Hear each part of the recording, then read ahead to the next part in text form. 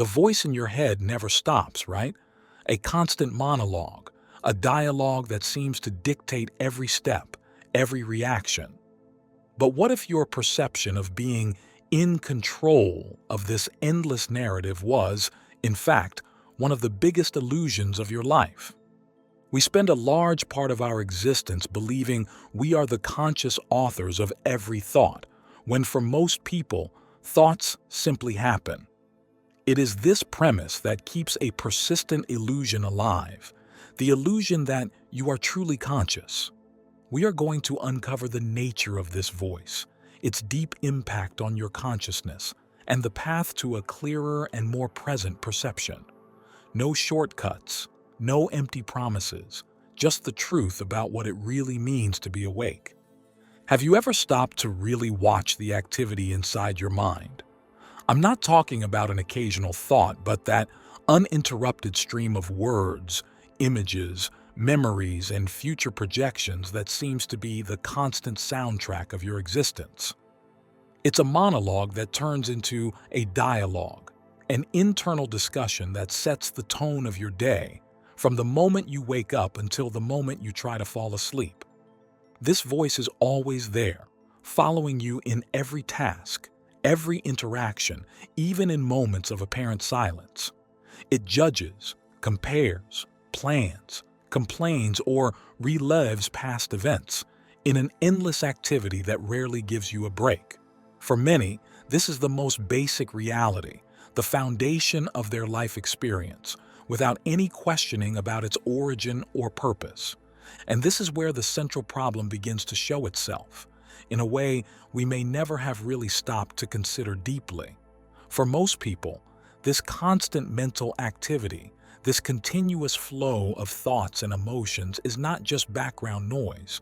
It is the very essence of who they think they are.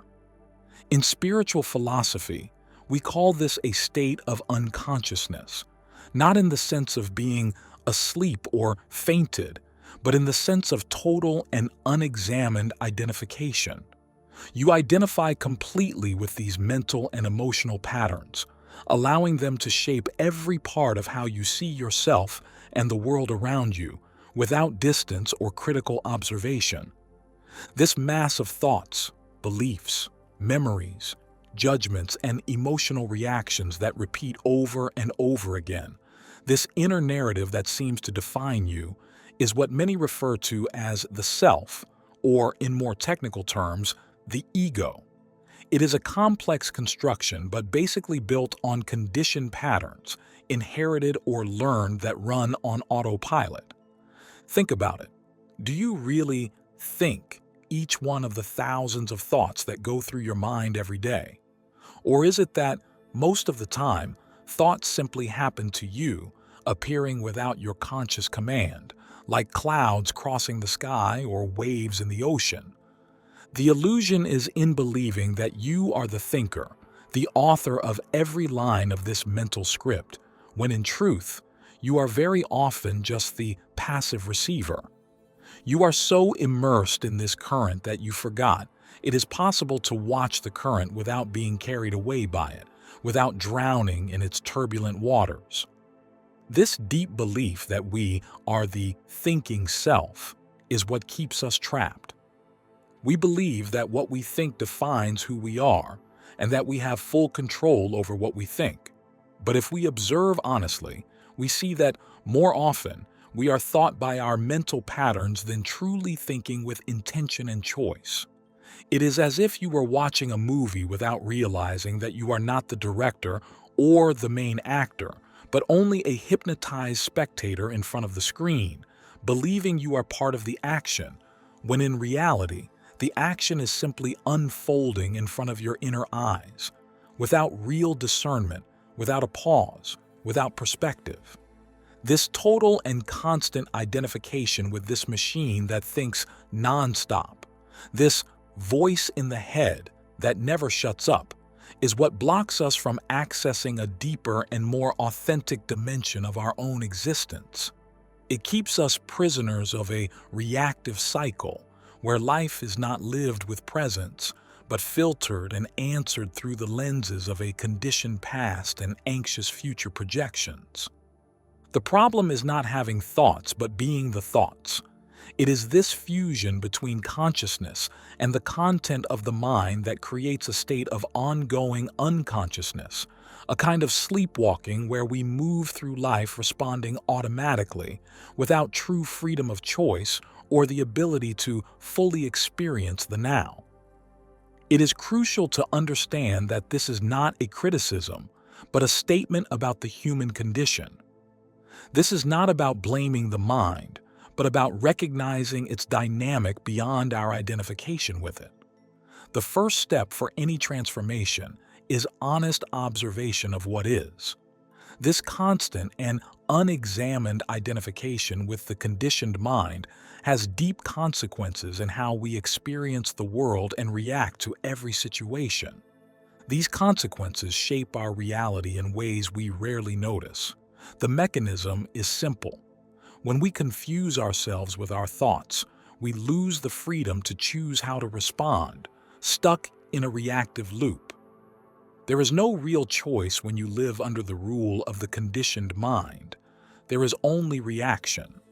Every external stimulus, every word, every event triggers a pre-existing mental program. Our response doesn't come from a present and conscious intelligence, but from a stored database of memories, beliefs, and emotional patterns that simply repeat themselves. That is why many live in what I call a spiritual sleep or a dream state of life. We are physically awake and functional, but our deeper consciousness is asleep, immersed in an endless mental narrative that stops us from experiencing life as it truly is, moment by moment. This lack of real presence leaves us with the feeling of not really being here.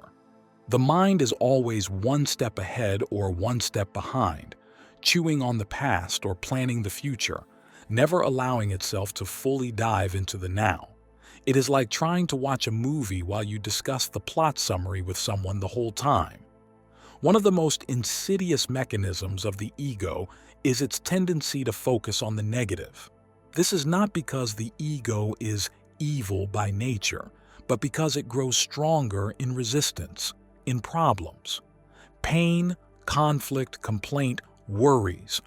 All of that gives the ego a reason to exist, to feel important, and to define its identity. Bad events, criticism, or failures tend to be more memorable and dominate our inner narrative precisely because the ego clings to them. It is these dramas that it uses to tell itself and others who it is and why it feels a certain way, reinforcing an identity of victim or fighter. Think about a trip. You may have had wonderful days, breathtaking landscapes, and unforgettable experiences. But if there was a single problem, a flat tire, a delayed flight, or a small argument, it is impressive how this one isolated event can become the central focus of your memory of the trip, dominating the story when you tell it. The ego clings to this negative incident because it offers a point of friction, something to complain about or feel upset with. This complaint is the energy the ego uses to assert itself, to say, "I exist, and I am suffering because of this," or "I exist, and I was wronged." Without these reference points, its structure would feel threatened. That is why, in a way, the ego cultivates its enemies. It needs something to oppose, a source of conflict, whether it is a person, an external situation, or even a part of yourself that it judges and rejects. This opposition is what defines its boundaries and gives it a sense of solidity, even if that solidity is fake. These enemies, real or imagined, are fuel for the non-stop thinking machine. They provide a constant stream of judgment, anger, resentment, or worry, keeping the ego active and making sure the identification with this inner voice remains strong, which keeps the cycle of unconsciousness going. This constant search for problems and focus on negativity keeps us stuck in a cycle of reactivity. At every moment, instead of living the present experience fully, we filter it through the distorted lenses of the ego, which seeks what is familiar, what it already knows, even if it is painful. The result is a life of automatic reactions, where real freedom of choice is a mirage. We keep repeating the same emotional and behavioral patterns, experiencing the world not as it is, but as the conditioned mind tells us it is, keeping us in a permanent autopilot state. It is crucial to understand that this is not a judgment on your ability or morality, but an analysis of how the human mind works when there is no larger awareness observing it. It is the mechanism behind the suffering and the feeling of stagnation that many of us experience. If this is the common condition for many, the question arises: is there an alternative to this cycle of unconscious reactivity and mental imprisonment? The answer to the question about an alternative to the cycle of unconscious reactivity is a loud and undeniable yes. Human understanding of consciousness is not limited to what we live every day. There is a dimension that goes beyond the conditioned mind and the reactive ego. This insight is not new. It is the foundation of ancient Indian philosophies and spiritual traditions that, for thousands of years, have mapped the depths of consciousness. They sought the true meaning of being beyond the surface of the ordinary mind. For these traditions, human experience appears in different states. The first is deep sleep without dreams, where the mind and ego are inactive, with no perception of objects. It is a rest from mental activity, where individuality dissolves for a while. Then comes the dream state, with an active mind but a purely subjective experience. Worlds and complex interactions are created internally. The ego appears again in a fluid way, building dreamlike stories that, although vivid, still pull us away from objectivity. The third state, our ordinary waking state, is the one of interaction with the physical world and daily tasks. However, as we have explored, for many, this state is ruled by the constant inner voice and the identification with the conditioned mind. It is a shallow waking, clouded by unconsciousness. This is where ancient wisdom brings in a key idea, the fourth state, turiya or tua. It is not sleep, not dream, and not ordinary waking. Turiya is pure consciousness, the true dimension of being that transcends and includes the other three without identifying with any of them. It is the pure awareness behind everything. Turiya is the silent witness, the unchanging base of all experiences. It is the observer that is always present, even in mental agitation or deep sleep. It is the space of clarity where the ego and its stories dissolve, because they are seen as temporary phenomena on the screen of consciousness. Introducing Turiya is the turning point. Before, we described being trapped by the mind. Turiya points to the exit. It shows that you are not the voice in the head, nor the reactions, nor the ego. You are the consciousness that watches all of this, a reference point beyond the conditioned mind. The meaning of Turiya is huge. It represents the possibility of real choice and true presence, something rare in waking life ruled by the ego. When you access this fourth dimension, the chains of the conditioned mind become weaker. You are no longer a hostage to negative patterns. You just are, in peace and clarity. This ancient concept is not new. It has been discussed in Vedic and Upanishadic texts for thousands of years, long before modern psychology. It is an ancestral wisdom that has guided many people into self-discovery and freedom. Its survival through time proves how deep and timeless it is. The explanation of these states is not meant to be an academic lesson. Its purpose is practical, to show that there is a starting point for freeing yourself from mental tyranny. Understanding Turiya is recognizing that your true identity does not live in the noisy mind, but in a silent and expansive awareness that is always present. The existence of Turiya changes the whole picture, redefining what it means to be awake. Before, waking life was the peak of consciousness. Now, we see that it is just one state, often a half-waking covered by the reactive mind. Turiya is the real awakening, the fullness that allows a new way to meet life, no longer as a sleepwalker. For many people, the idea of an awakened state may seem like an unreachable goal or a privilege for a few. However, this view is deeply mistaken.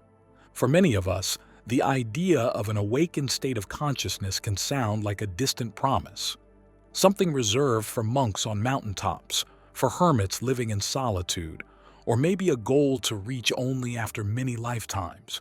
This view is, however, one of the biggest traps the ego can set for us. It is essential to demystify this belief. The dimension of awakened consciousness is not some far-off future possibility, a final stage in a long spiritual game. It is not something you get after collecting karma points or meditating for 50 years. This view that awakening needs a huge amount of time, maybe even many lives, is popular in some branches of certain spiritual traditions. You may have heard, for example, that to reach a certain level of enlightenment, 15 lifetimes would be needed, or that real peace will only come in some vague future. But stop and think about what this belief means in your daily life. If you truly believe that awakening is something for a very distant future or for a next life, what is the internal message this belief sends you? The message is clear, even if subtle. You can stay unconscious for now. It's okay to live on autopilot, reacting to your old patterns. After all, real transformation is ages away anyway. This idea gives us the perfect excuse for spiritual procrastination. It feeds inertia, justifies staying in reactive patterns, and reinforces identification with the endless voice of the mind, because it's not for now that we need to change. The practical impact of this mindset is devastating on our attitudes, decisions, and routines. If I believe I cannot access a wider consciousness now, why would I try to watch my thoughts or question my automatic reactions in this very moment? The truth we need to face is radically different.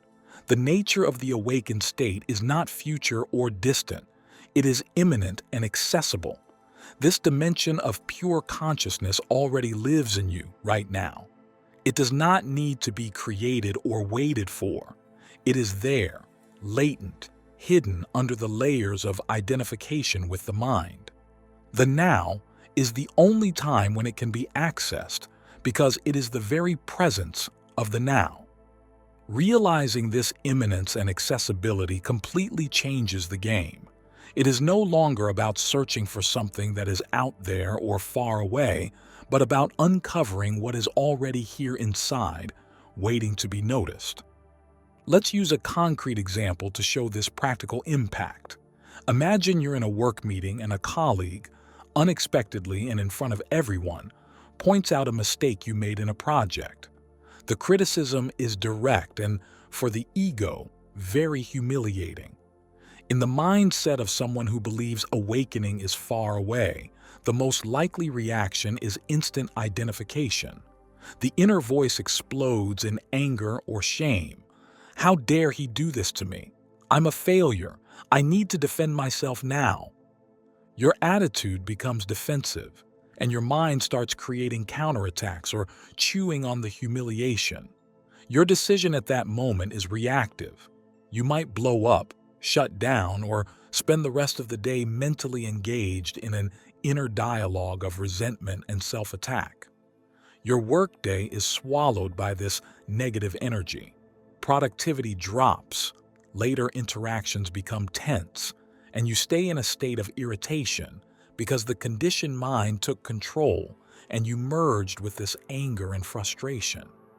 The idea of being more conscious or not reacting feels unreachable and ideal for another me in another life. Now imagine the same situation, but you have really taken in that awakened consciousness is not a distant goal, but a possibility here and now. The initial shock still happens. The hit to the ego is real, but something different can happen. Because you know awakening is not future, but present, you do not merge instantly with anger or shame.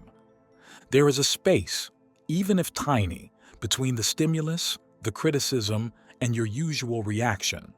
Your attitude shifts from, "I am this anger," to, "I am watching anger arise in me." The consciousness of Turiya, the silent observer, does not need 15 lives to appear. It is now behind the reacting mind.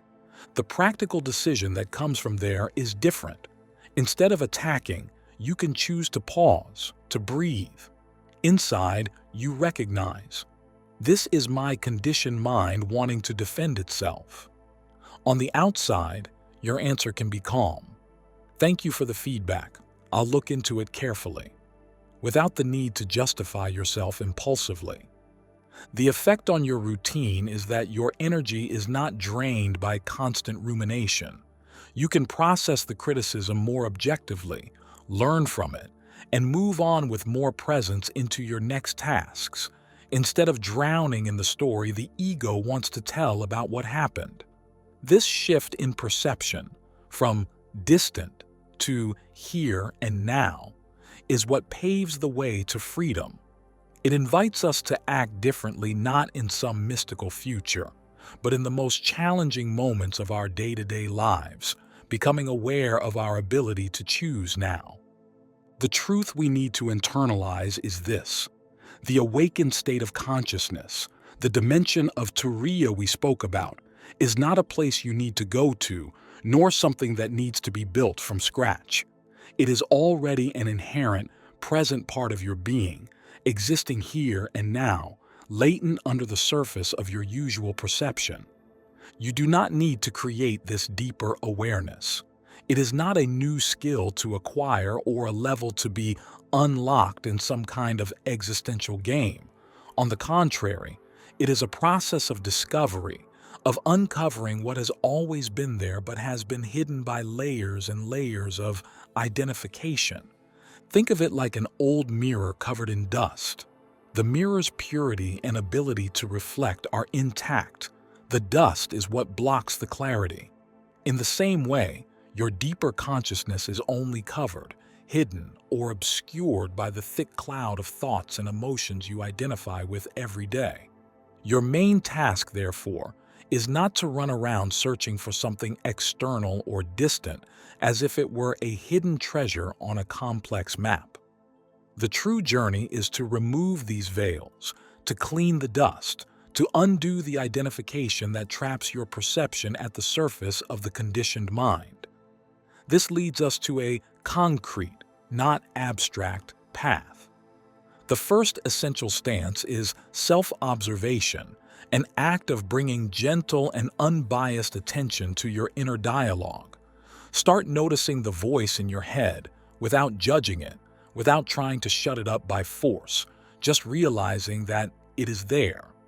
This practice of watching the flow of thoughts is a conscious decision, a routine you can add to your day.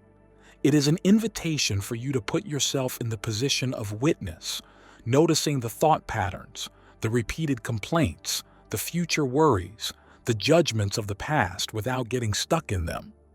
The second key stance is the cultivation of presence. That is, bringing your full attention to the present moment. Feel your breath, listen to the sounds around you, notice the sensations in your body. This takes energy away from the mental storm and anchors it in the sensory reality of the now. With this practice, you start to experience moments of clarity, where the mind naturally calms down. It is not a fight to silence it, but the natural result of redirecting attention. Presence is the solvent that dissolves identification, revealing the space of consciousness behind thoughts. When you adopt these stances of self-observation and presence, your decisions become less reactive and more deliberate. Your routines can start to be lived with more engagement. You begin to respond to life from a place of more clarity, instead of being dragged by the automatic responses of the ego. It is important to be honest. This is not a path to a life without problems or to the total elimination of negative thoughts. There are no grand promises of constant happiness or an enlightened state that removes you from human challenges. That would be just as big an illusion as the one we are exposing. What is being offered is the possibility of changing your relationship with life, with your mind, and with your suffering. It is an ongoing process of disidentification, a journey without a definitive finishing line, but with each step bringing more freedom, more clarity, and a peace that does not depend on external circumstances. The responsibility for this transformation lies entirely with you. No philosophy, no teacher, and not even this video can do the work for you. The true key is in your willingness to observe, to question, and to practice, moment by moment, the stances that reveal your consciousness. This is an invitation not only to understand, but to experience. To test this premise in your own life, in your own thoughts, and in your own reactions. The power to access this deeper dimension does not lie in waiting, but in starting to pay attention now. Recognizing that your full consciousness already exists, covered by veils you can start to remove, is the first step toward a true inner revolution. It is the base for going beyond autopilot and living with authenticity, with a sense of presence that can transform your experience of being alive. The journey we have made was not about eliminating the voice in the head, but about recognizing that you are not that voice. The distinction between the flow of thoughts and the consciousness that watches them is the starting point for real freedom. This deeper consciousness is not a prize to be won in the future. It already lives in you, like a silent background behind the mental noise, waiting to be noticed, moment by moment. The work, therefore, is not construction, but unveiling. It is not about looking for something that is missing, but about removing the layers of identification that cloud what is already and has always been present. There is no final destination to reach, only the ongoing practice of attention. Every time you choose to observe instead of react, you are living this truth, here and now. Thank you for embarking on this journey with me.